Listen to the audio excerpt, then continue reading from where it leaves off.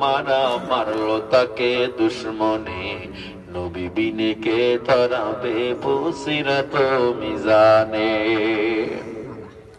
আমার নবীর চেয়ে বড় কষ্টে তুমি বড় না। কেমনে রিজিকের অভাব হইলে আল্লাহর উপরে ভরসা তোমার চলে যায়। সন্তান কই পড়ে? মাদ্রাসায় পড়ে, কয় শেষ, ওর ভবিষ্যৎ নাই, চাকরি নাই।